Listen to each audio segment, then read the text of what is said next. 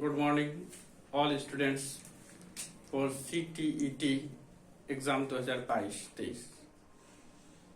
तो आज हम लोग पढ़ेंगे व्यक्तिक भिन्नता। व्यक्तिक भिन्नता क्या है? तो व्यक्तिक भिन्नता का मतलब होता है कि जो पर्सनल जो चेंजिंग आता है, यानी सबके मनोभाव अलग अलग होते हैं। उनके आकार, उनकी मानसिक क्षमताएं, उनकी बुद्धि, ये उनकी प्रेरणा शक्ति सभी मनुष्यों की अलग अलग होती है। आकार के आधार पर भी, मानसिक स्थिति के आधार पर भी।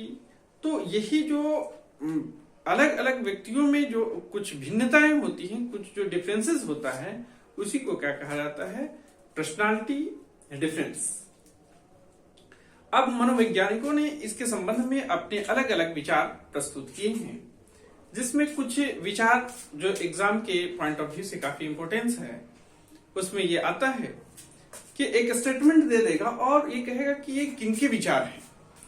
तो मनोवैज्ञानिकों में हम लोग यहां देखेंगे कि व्यक्तिक भिन्नताओं से तात्पर्य व्यक्ति की उन सभी पहलुओं से है, व्यक्तित्व के उन सभी पहलुओं से है, यानी पर्सनालिटी के उन सभी पहलुओं से है जिसका मापन और मूल्यांकन किया जाता है। ये किसने कहा? स्किनर महोदय ने। स्किनर महोदय ने किसको क्या कहा कि व्यक्तित्व भिन्नताएं जो है, व्यक्तिक भिन्नताएं जो है, तो व्यक्तित्व के उन सभी पहलुओं से किया जाता है जिसका क्या कह रहा है? मापन और मूल्यांकन किया जाए। तो ये कथन किसका है? स्किनर का। दूसरे वैज्ञानिकों ने इसको परिभाषित किया कि कोई व्यक्ति अपने समूह के शारीरिक तथा मानसिक गुणों में जितना अधिक भिन्नता रखता है, वह उसकी भिन्न व्यक्तित्व कहलाता है। यह किसने कहा? जेम्स रिवर ने। कोई व्यक्ति अपने समूह के शारीरिक तथा मानसिक गुणों में से जितनी अधिक भिन्नता रखता है, वह व्यक्तिक भिन्नता कहलाता है। यानी शारीरिक गुण क्या कहने का मतलब है कि कोई लंबा है, कोई छोटा है, कोई मोटा है, कोई अलग अलग डिफरेंसेस है। मानसिक गुणों में यानी किसी की बुद्धि लब्धि ज्यादा है, किसी की औसत है, किसी की औसत से कम है, यानी डिफरेंट टाइप का वे होते हैं। तो वह उसकी क्या कहलाता है? व्यक्तिक भिन्नता कहलाता है। ये किसने कहा? जेम्स रिवर ने। कोई व्यक्ति अपने समूह के शारीरिक तथा मानसिक गुणों में जितना अधिक भिन्नता रखता है, वह उसकी व्यक्तिक भिन्नता कहलाता है।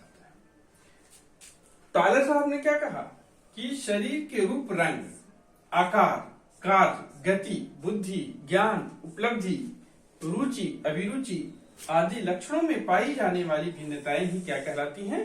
व्यक्तिक भिन्नता कहलाती है। किसने कहा? टायलर ने कहा। यानी कौन कौन से?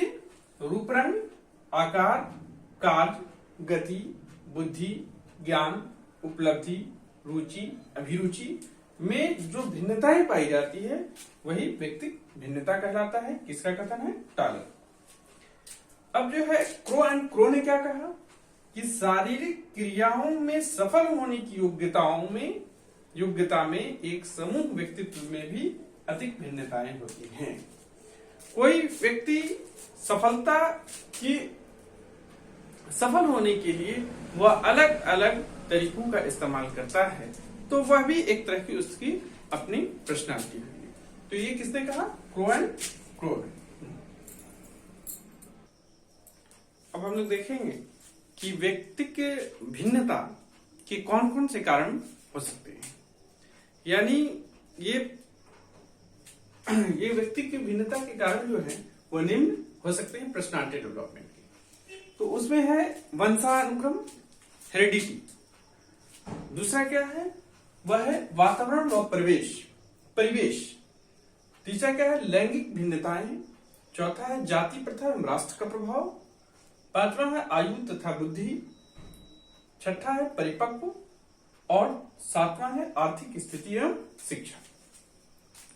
अब हम लोग इसको एक एक करके देखेंगे कि आखिर वह किस तरह से लोगों के पर्सनालिटी डेवलपमेंट को या पर्सनालिटी डिफरेंसेस को वह प्रभावित करते हैं। इसमें हम लोग देखेंगे वंशानुक्रम। तो वंशानुक्रम जिसको कहते हैं अंग्रेजी में हेरिडिटी, तो इसका मतलब यह है कि जैसे तेज माता पिता के बच्चे भी तेज होते हैं और उनका एक वंश के आधार पर उनमें कभी कभी भिन्नताएं भी आ जाती हैं। वे भिन्नताएं क्या होती हैं कि अगर माता पिता तेज हैं तो ऐसा कोई जरूरी नहीं है कि उनके बच्चे भी तेज हों। यानी अगर उनके माता पिता में जो गुण है उससे अलग गुण भी बच्चे में आ सकता है, या ये भी हो सकता है कि माता पिता जो है वह बहुत ज्यादा जो है वो तेज ना हो और बच्चे तेज हो सकते हैं, वो उसकी व्यक्तिगत भिन्नता होती। दूसरा वातावरण या परिवेश। अब बच्चे में भिन्नताएं जो है वह वातावरण व परिवेश के कारण भी होती हैं। यानी परिवेश अगर अच्छा होगा तो उसमें बच्चे भी अच्छे तरह से ग्रोथ करेंगे, यानी उसका बौद्धिक विकास और शारीरिक विकास के साथ साथ बौद्धिक विकास भी अधिक होगा। यानी वातावरण या परिवेश भी उसको प्रभावित करते हैं, यानी व्यक्तिगत भिन्नताओं को प्रभावित करते हैं। लैंगिक विभिन्नताएं। लैंगिक विभिन्नताएं करने का मतलब है कि जो स्त्री पुरुष या बालक बालिकाओं में कुछ न कुछ भिन्नताएं पाई जाती हैं, तो ये भिन्नताएं जो है लैंगिक भिन्नताएं कहलाती हैं। अगला है जाति प्रथा एवं राष्ट्र का प्रभाव। जाति प्रथा भी व्यक्तिगत भिन्नताओं को प्रभावित करती है। वह किस तरह से करती है कि जैसे हमारे देश में अलग अलग जाति और वर्ग के लोग रहते हैं। इसमें कुछ उच्च जाति के हैं, कुछ मध्यम के हैं और कुछ निम्न जातियों के हैं।